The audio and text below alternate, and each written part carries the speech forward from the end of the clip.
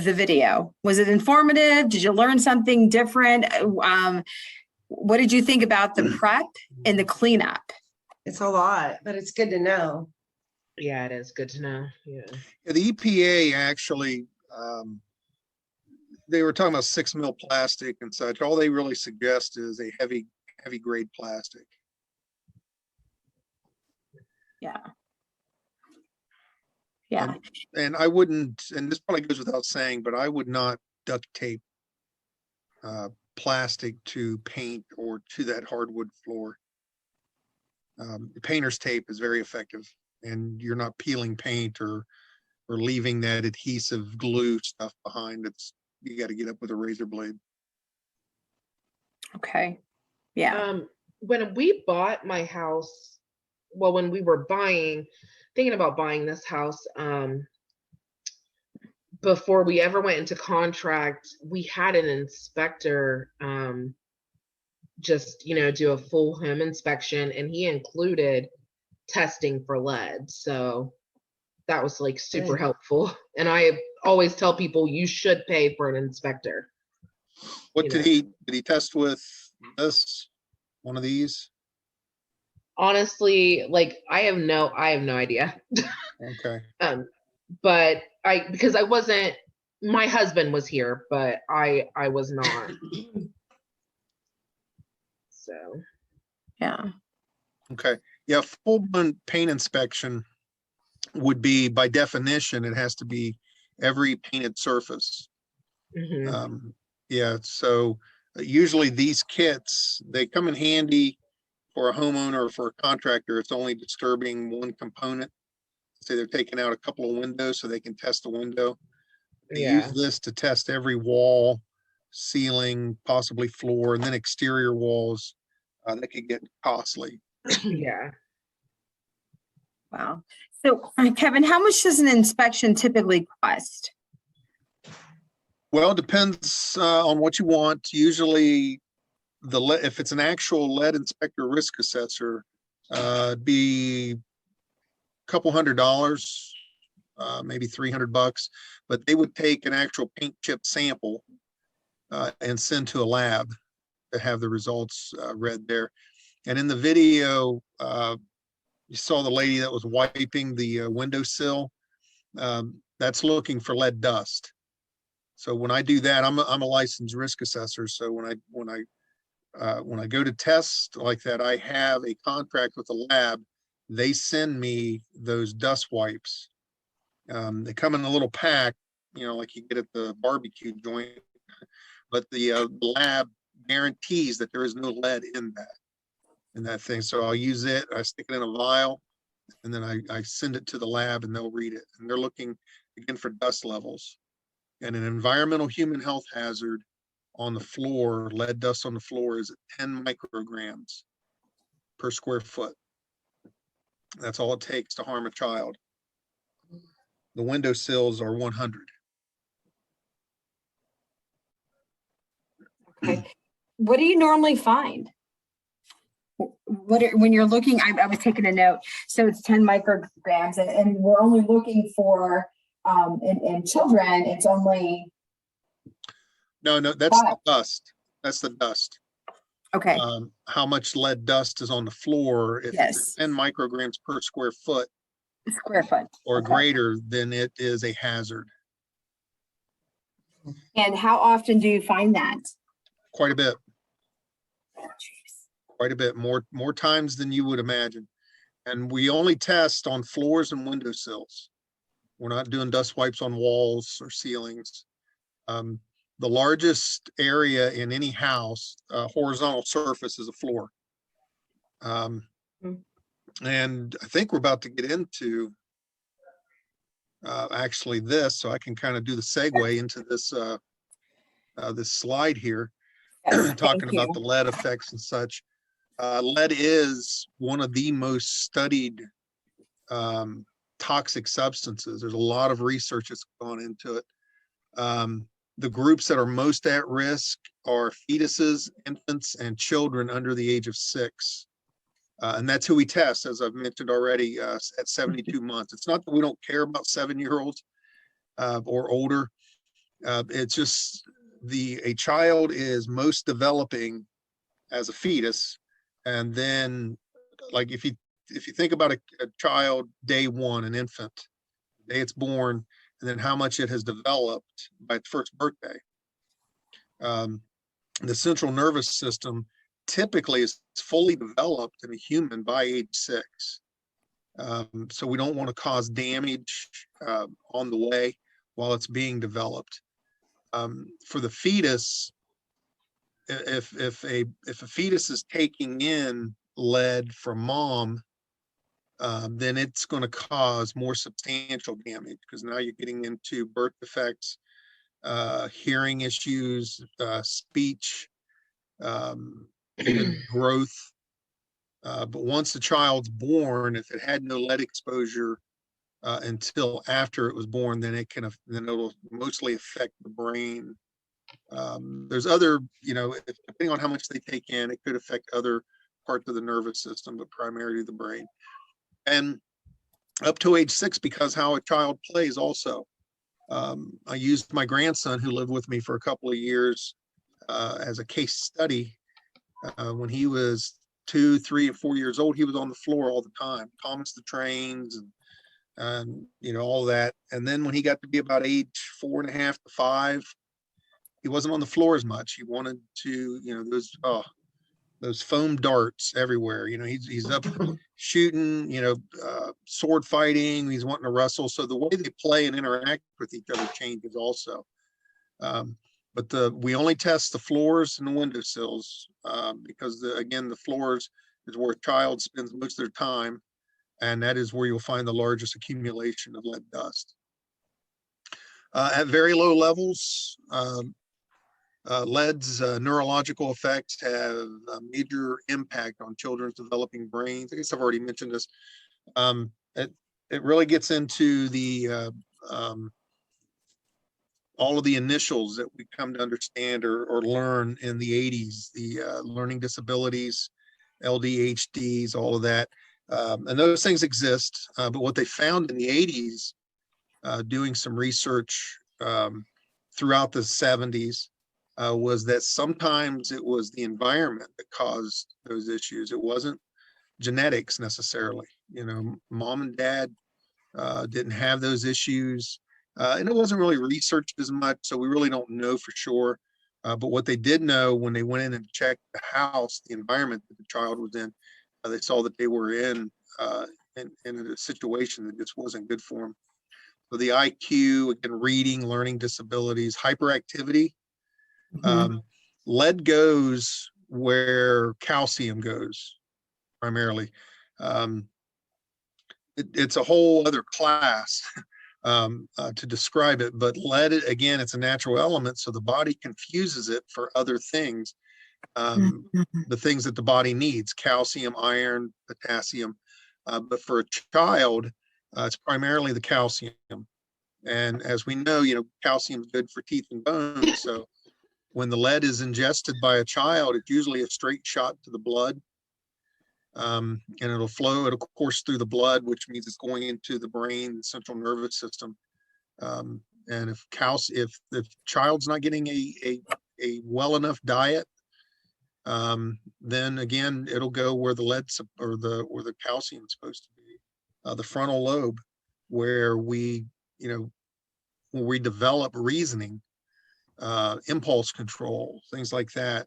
Lead can get in there and really affect that. Adults also have the potential for lead exposure, often from contact with leaded dust, either from deteriorated paint or from work. My old boss, he still works with us sometimes. He's semi-retired, G.H. Rinovich. He's my Yoda. He's been doing lead longer than Ohio's had a lead law. He had to go to Baltimore, Maryland for his training back in the 80s. But when weatherization mandated lead safe work, there was a lot of whining from those workers about how they had to clean now and such. And they were telling him that their shop vacs and their push brooms was cleaning the houses well enough. So he's a licensed risk assessor. So he went with their permission to some job sites and did that dust wipe sampling on the floors of their box trucks where they're in and out of all day. And then he did sampling up by the gas pedal and brake pedal. And every one of those samples came back contaminated. So it was one of those teachable moments. You know, you just ask a simple question, you claim, and the question is, you claim that you're cleaning well enough. How is the lead dust getting from the house to your truck? He did not test their personal vehicles. He didn't go back to the shop. So it was an impactful moment for some of them. Some of them had small children at home. I myself, in 13 years, I've trained 2 guys who have lead poison their own kids inadvertently. The one brought the dust home from work. That was what was determined by the Ohio Department of Health's investigation. And the other guy was renovating his own house while they lived in it. But they had the skills to fix their own house, so they were able to take the lead abatement course, and then they were able to fix their the hazards. So yeah, it's easily transported, if you will. We as the humans, we kind of become mobile, toxic mobile units. Let's see, lead containing dust is the most common form of exposure. As I said, I think one of the first things I asked you to do was, if one of the things I really want you to take from this is that dust is the problem. There's been very few, if any, I've never read personally an incident where a child has been diagnosed with lead poisoning because they're eating paint chips. It's the dust. You guys have kids, that you're watching. Maybe you've had children of your own. They crawl across the floor, fingers in the mouths. They grab something, it goes to the mouth. I was just reading recently a meme that said the fastest land mammal on earth is a toddler who was just asked, "What did you put in your mouth?" Oh my gosh, that's Everything, as you funny. guys know, yeah, everything goes. So they're most susceptible, and it's invisible dust. Well, humans and animals can be exposed. There has been a couple of cases where the dog or a cat had it in her fur from outside the exposure. OSHA has policies in place that apply to lead exposure in the workplace. That's EPA. They mentioned in that video the RRP rule. Now that rule is for any house. We're not talking income. Income has nothing to do with it. Here in Athens, we have a hometown hero, Joe Burrows, Heisman Trophy winner, national champion, and all that. He plays for the Cincinnati Bengals. He's a multi-millionaire in Cincinnati. If he bought a house there and had renovation done where they were going to disturb the paint, that contractor is supposed to work lead safe, just like they were doing in that video. He would be that contract. It doesn't matter. He has no kids in the house. It does not matter. The law is very specific. So he would have to get this pamphlet, and then they would work appropriately. Let's see, other sources of lead poisoning could include dust brought home on clothes. Kind of already mentioned that. There are certain hobbies. Some families, it's kind of tradition, especially hunters or gun enthusiasts. They cast their own bullets, and that's made out of lead. We strongly recommend, it's not illegal or anything, but we strongly recommend that that's done outside or in a well-ventilated area, wearing gloves, and wash your hands. Like the old Sesame Street song, Mom was right. Wash your hands, wash your hands. Stained glass. There's other points of exposure in some houses, but again, the primary cause is dust. Kevin, thank you. I need to go back to that one little guy that you were talking about that I forget who brought it in, but their little boy had lead poisoning. What were his numbers? I don't know. The dad didn't tell me. I only know about it because I met the dad. And he found out his grandmother gave him the house. Okay. And they literally gave it to him. And she gave him a lot of problems is what she gave him. But they found out the children were lead poisoned because they got them enrolled in Head Start. Okay. And so they had to have the blood test done. It's Okay. how they even knew. Okay. So we're gonna move to, I'm gonna show everything. We're gonna work through things a little bit quickly so we can get to how we can offset it. I sent this to you. This is Know the Facts. And it was sent in a packet earlier. So this is something you can, everything I'm sharing, these are things that you can share with your parents. And you can use for family engagement pieces and family resources. You know, we want to help, again, children, and we know that lead can cause learning and behavior problems, slow down the growth and development, damage hearing and speech, make it hard to pay attention, to learn. So we need to be very, very cautious ourselves and do early testing. So in the chat box, what is one thing that you could do to help your parents, to encourage them to test lead for their children, to get a lead test for their children? What do you think that could be?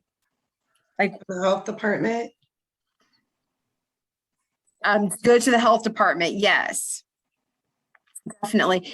This is Bold Beginning. If you could just type it in the chat box, some ideas on how you can encourage parents to get their children tested.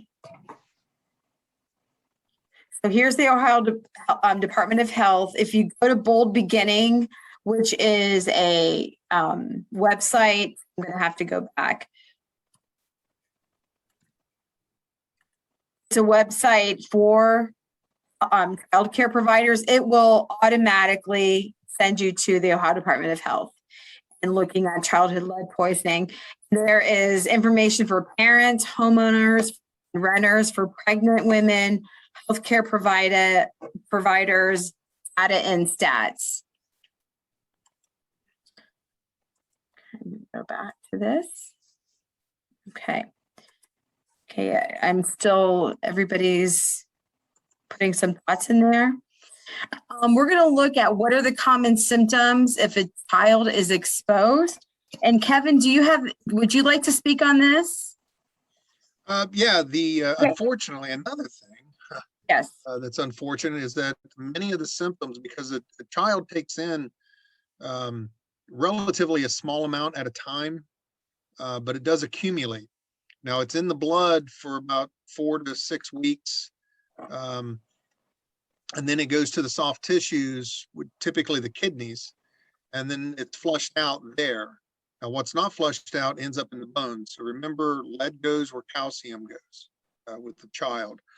So the problem is it's chronic if they never really get out of that environment. If there's lead dust that they're always crawling in. So it builds and builds and builds. So once it gets to a certain point, we talked about the behavior, learning problems, but as far as physical, kind of right on the spot, they could have headaches, abdominal pains, stomach aches or cramps, constipation, diarrhea, hearing problems, fussiness, crankiness. And, as you guys know, children, especially the younger they are, they don't communicate that well. Usually it's body language when we know that a child's not feeling well. It's easily misinterpreted. The unfortunate situation in Flint, Michigan ended up being causing some fortunate situations for the rest of the country. It opened the eyes of some doctors. Their source was through water, but it was the same issue. Once it got into the system, it was ingested, it wreaked havoc on some of these kids. Yeah. And that's really important. I didn't read, the way that you said that is lead goes where calcium goes. I never, in anything that I read, and I read a lot, but it wasn't that plain. And it just really makes you, stop and think, how Yeah, we can. what's not flushed out through the kidneys then goes to the teeth and bones. There Mhm. was a doctor in Pittsburgh at the University of Pittsburgh in the late 60s who, with research money, was buying baby teeth. He was kind of almost like a bizarre tooth fairy. But parents would sign the children up for this research, and he would pay them. One of the things that he would need from them was baby teeth. So, Mhm. and he would examine to see how much lead was in their teeth. And then as they grew, it was not lifelong, but he followed them through adolescence and their teenage years. And the vast majority of them that had a high lead level in their teeth did not graduate high school, or they didn't graduate on time. They had legal issues. They had been diagnosed with learning disabilities, hyperactivity, just that list I just kind of read to you. Mhm. That research really opened up a lot of people's eyes. It really opened up more research. Mhm. The Cincinnati's Children's Hospital, they're one of the leading organizations right now. They've got some amazing research going down there. Mhm. And there's just so much out there. I mean, you just start looking and looking and looking, and it's just such a high priority.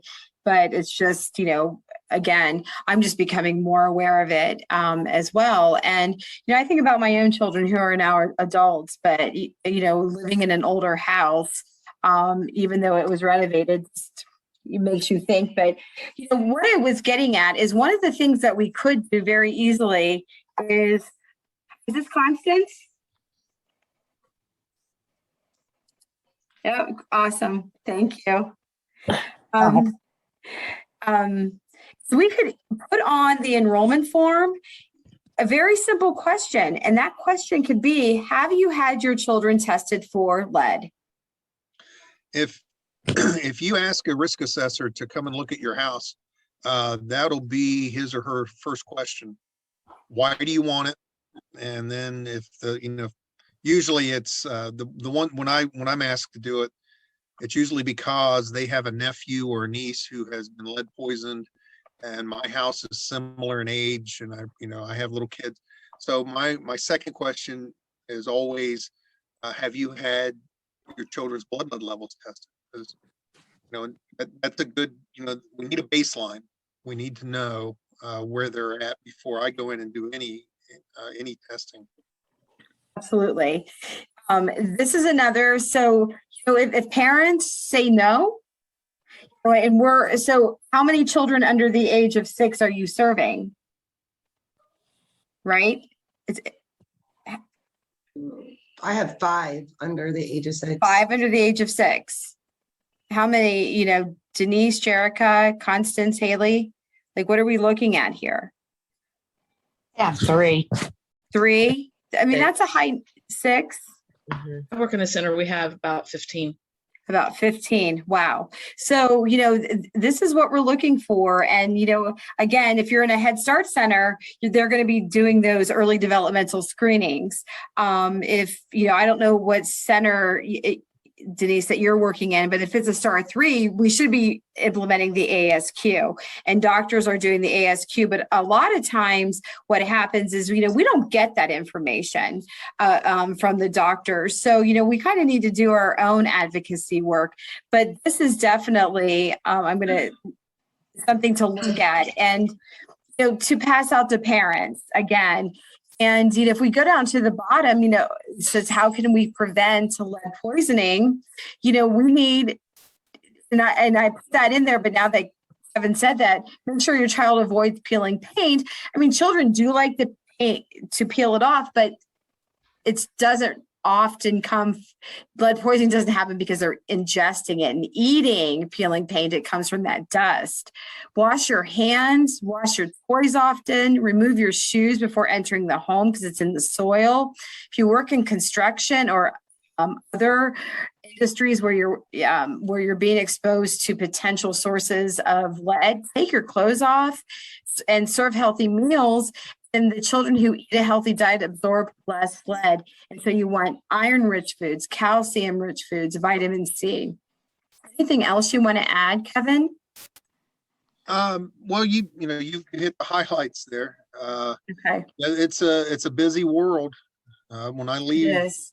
the office here in Athens, there's a Little Caesars right at the bottom of our hill. And Yeah. when I leave here at 4:30, there's usually a line of cars and there's a little head sticking up in the back seat because they're heading off to soccer fields or something. So I know if another thing that you can suggest on the Mhm. Ohio Department of Health's website, they have high-risk zip codes. Yeah, I'm going to show that right now. We must, yeah. Okay. So this is what, this came off of the Ohio Department of Health. Can everybody see it? I can.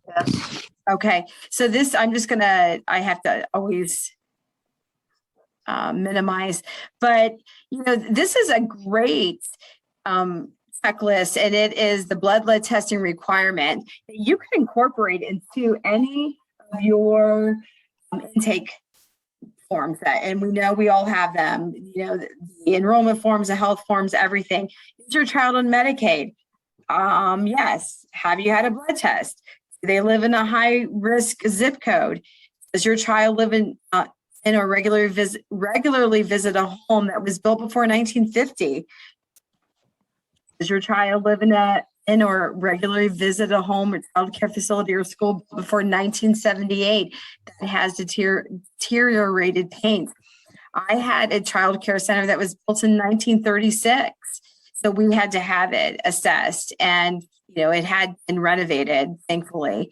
Does the child live in a home that was built before 78 with recent or planned renovation or remodeling? Does the child have a sibling or playmate that has or did not have lead poisoning? Does the child frequently come in contact with an adult who has a hobby or works with paint? Does the child live near an active or former lead smelter, battery recycling plant, or other industry known to generate airborne dust?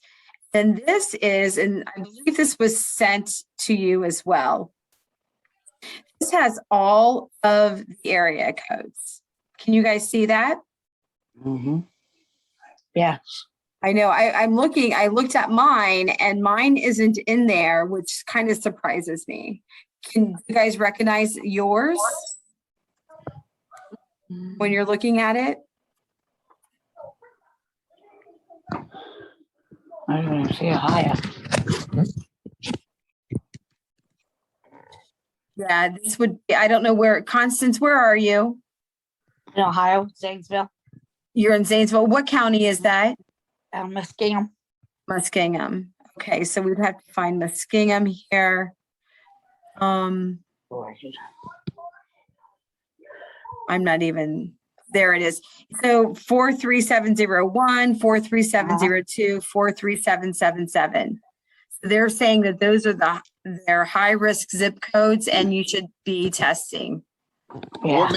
What makes them a high risk zip code is Oh, the man, mine age. is too. Bummer. Mhm. Well, what makes Yeah. them high risk is the age of the housing stock and the median income. So Okay. it's based on, the older the house is, the more TLC it needs. And can the family afford it? Is what it comes down to in a nutshell. So that's what makes it a high risk zip code. And that form that Mindy was showing above, that's a basic form that doctors are supposed to follow. And as it says there, if the parents answer yes to any one of those 8 questions, or if they just live in a high risk zip code, then they're supposed to have their blood levels tested before age 6. Thank you, Kevin. We're going to move on. There's another checklist that is here. And I'm going to go to the next one. And this is actually in the lead kits that you're going to be receiving from us. This is one of them, but this is also another poisoning checklist that would be very helpful. If you don't want to give them something like that, you could give them this to your families, and also look at it if you would like. Okay. You guys see that? Mhm. Okay. Yeah, I can see it. Okay, Can I'm see it. sorry. Just want to make sure that we're all looking at the same page. Okay. So, let me go back.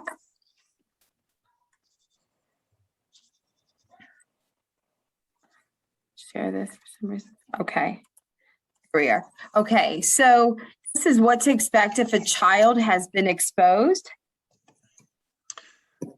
Well, we mentioned the only way, to test or to find out if they've been exposed is through a blood lead level test. The Ohio Healthy Homes and Lead Poisoning Prevention Program, which is a division within the Ohio Department of Health. Again, they use the CDC's guidance at 5 micrograms. And as I mentioned earlier, if your child does test at 5 or greater, the Ohio Department of Health by law must intercede to find out what's causing it. Now, from 5 to 9, they will call the parents, or call the house. They only have one office in Ohio, ODH, so popping in to talk to parents isn't always easy.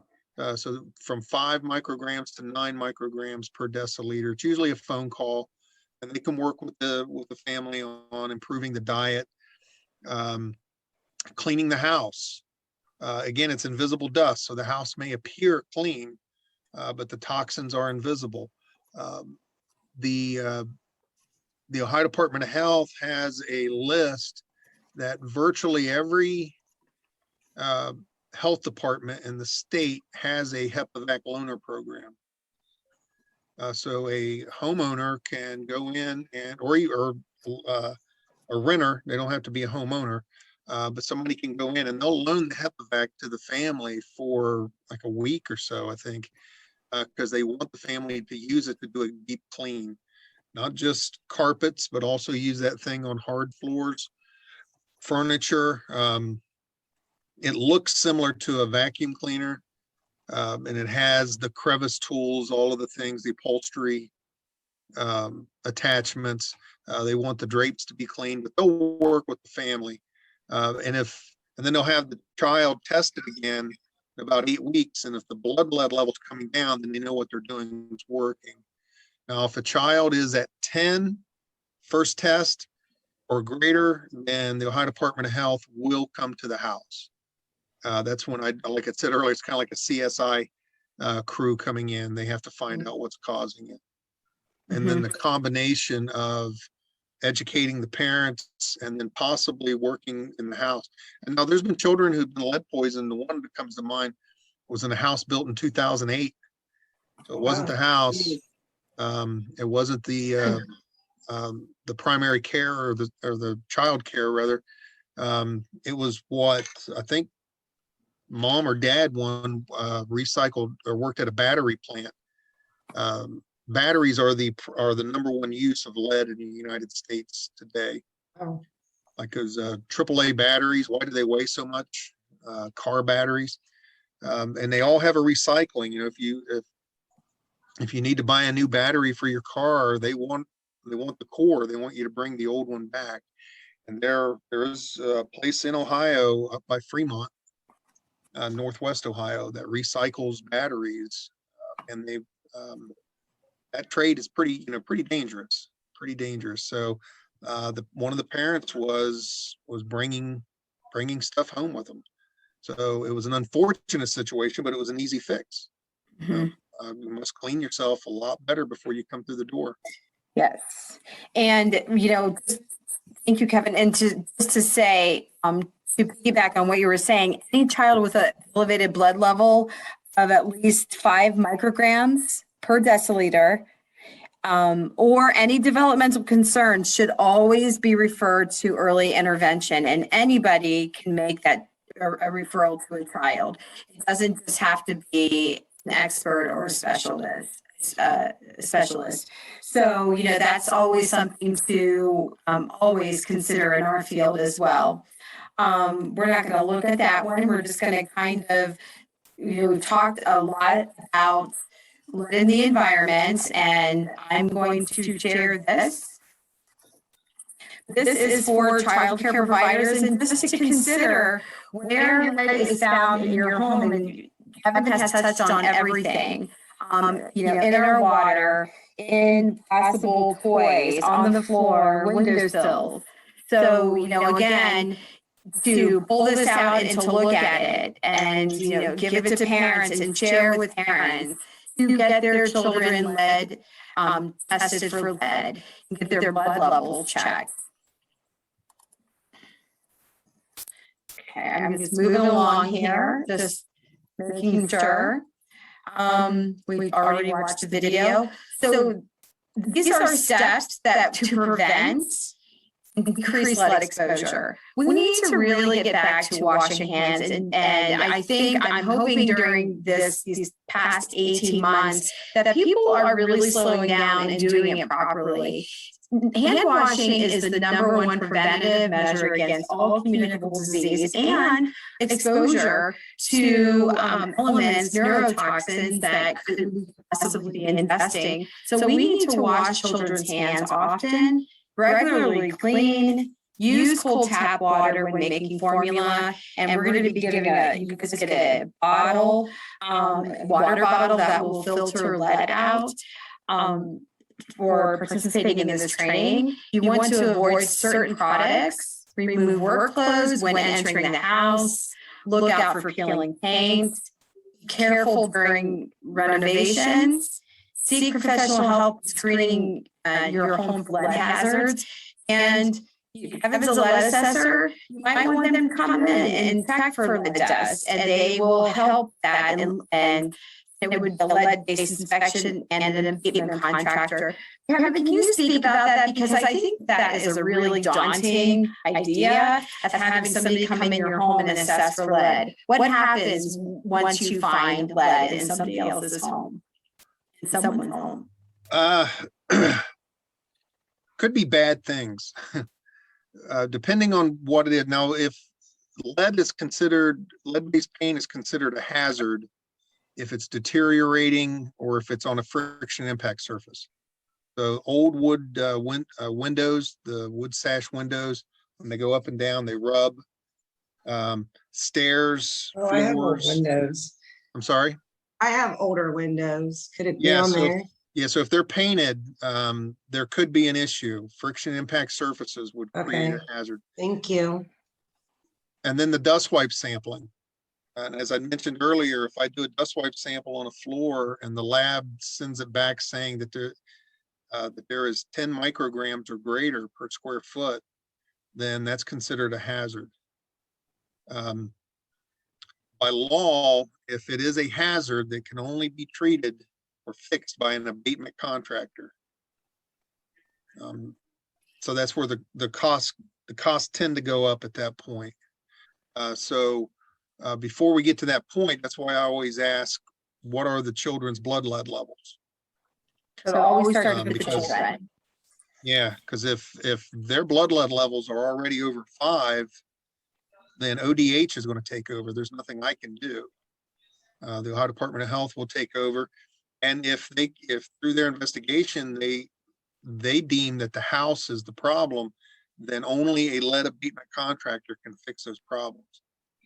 And the lead abatement contractor is basically a housing rehab person. They're changing out windows, doors, hanging drywall. Kind of going back, if there is intact paint with lead in it, that does not make it a hazard. Okay, but it does have to be watched and maintained by the homeowner. Very important.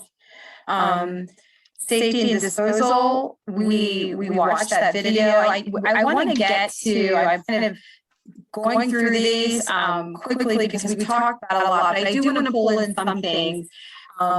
You guys all recognize this, right? Oh, yes. My favorite book for the last 20 years. It is. I know. I hate to bring these things up, but it's all research based. But if you look at the very first one for space and furnishings, space is poorly maintained. I mean, it really makes you think about your environment and why we have these and why we're using them. And now for myself, I don't think I'm ever going to be able to go through and itters, the Fickers and Eckers, Sakers, whatever, without thinking about lead now. You know, like it was not a part of my my thinking. And I mean, seriously, I'm like, my daughter who's 18, I'm like, wow, we should think about getting you tested for lead. And I mean, she seems to be typically developing and everything, but it scares me now. And you know, I guess it's not something that was a part of our my history. My child, you know, my oldest is 24, my youngest is 18, and you know, we didn't have these conversations. And we even had Head Start in our program. So, you guys aware of the? So, I hate to move on. You guys have any questions about that?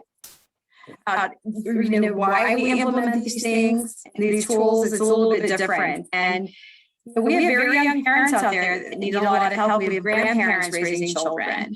And, you know, we really need to, again, raise that awareness. And what Kevin said, what is your child's blood level? Well, if they're not getting tested, we don't know. We need to encourage parents to get them tested.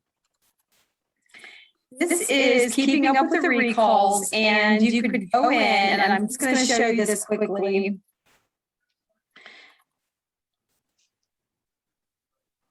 You could go in, you hit OK.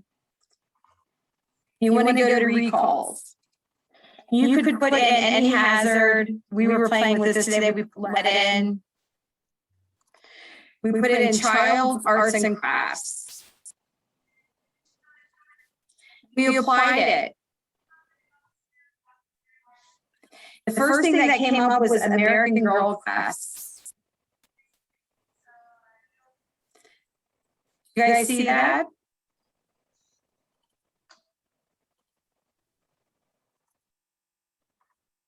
There it is. Yes. There. So we put it in lead hazard category, child's arts and crafts, and here you go. This is American Girl. And I'm assuming that they were made in a foreign country, perhaps, Yes. which is a lot of our children's toys are.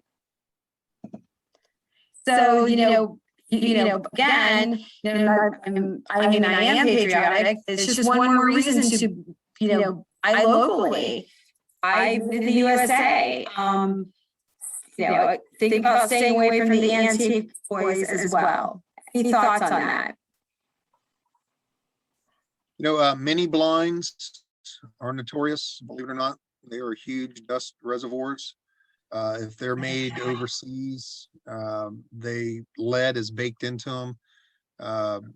Makeup, some food that's it's Asian or Middle Eastern, like some eye makeup, it's Surma.